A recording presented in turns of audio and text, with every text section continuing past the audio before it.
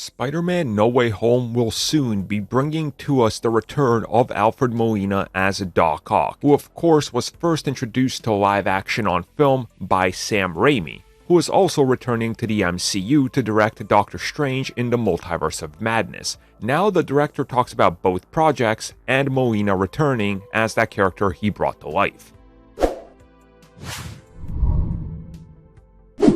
So this comes at us from a recent interview with Sci-Fi Wire, who got to sit down and talk to Sam Raimi, and they got to ask him quite a bit about his history, of course his future, and what he is doing right now.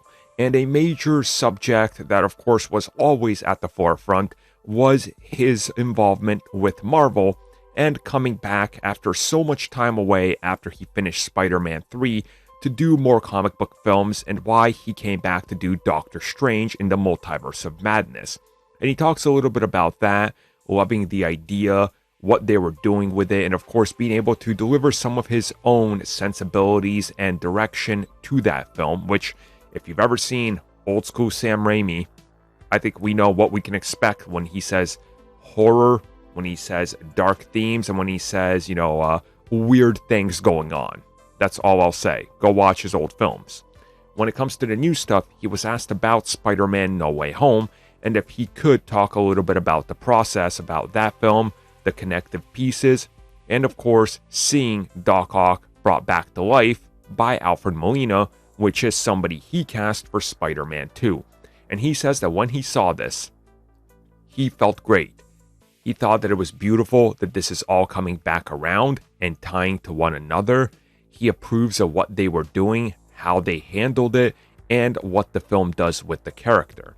Now, of course, we don't really know the full extent of what he's hinting towards or saying, but you would have to assume that Sam Raimi was asked in some way, shape, or form during the production of Multiverse of Madness to consult and go even probably visit the set or interact with them and kind of, catch up and be like, well, what would your version of Doc Ock do in this situation? Because you are the person that came up with that idea.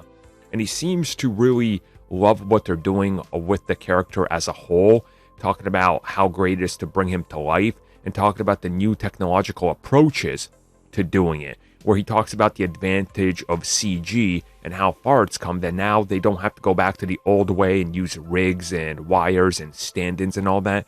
You can just, if you can imagine it, you can do it on the big screen. And he praises that as well, and Marvel Studios' approach to it and how they got there. And overall, he just seems really excited by it. Again, if you guys want to read everything, I highly suggest it. It's a great interview over on, again, Sci-Fi Wire. That's where you can check it out. Just Google it. They got plenty of great interviews and things in the science fiction realm. But I am really excited just to see what he approved of, as they say. It's like, oh, wow, do you approve of what they did? Oh yeah, I love what they're doing. It's got to be something really good.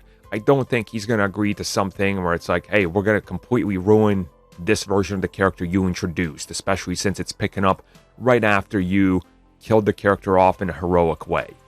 So I think there's sort of a hint here that maybe we're going to see a little bit of a flip-flop, if you will, for Doc Ock. Maybe he might become good at the end of this film as well and end up helping Peter, but I guess we'll just have to wait and see.